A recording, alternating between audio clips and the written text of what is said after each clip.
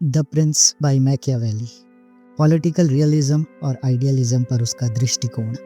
प्रश्न यह नहीं कि मैकियावेली शैतान था या संत। प्रश्न तो यह है कि क्या तुम सच सहन कर सकते।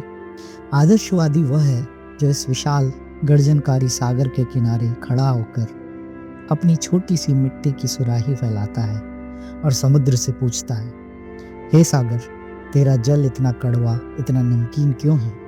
मेरी प्यास बुझाने के लिए मधुर क्यों नहीं बन जाता? वह सागर की अपार शक्ति को नहीं, अपनी तुच्छ इच्छा को देख रहा है। और यथार्थवादी वह तट पर बैठा सब कुछ सुन रहा है। लहरों का गीत, लवण की गंध, किनारे को निगलती ज्वार की भूख। वह जानता है कि इस जल का सत्य उसकी प्यास से बड़ा है। वह पिए बिना ही समझ जाता है कि यह जल तृष्णा को और जगाएगा, बुझाएगा नहीं। वह सागर को बदलने की कोशिश नहीं करता।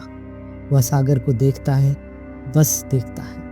मैकियावेली ने राजनीति के नमकीन सागर का मानचित्र बनाया। उसने नैतिकता के चश्मे उतार फेंके और शक्ति के नग्न नृत्य को देखा।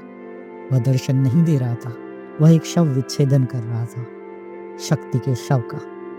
तुम कहते हो राजा को दयालु होना चाहिए, किंतु क्या दया उसी को शोभा नहीं देती जिसके हाथ में तलवार है?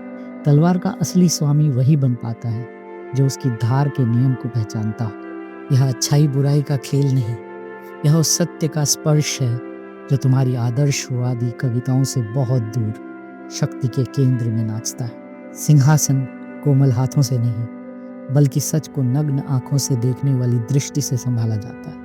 मैकियावेली ने वह दृष्टि दी, शैतान नहीं, एक शल्य चिकित्सक बनकर।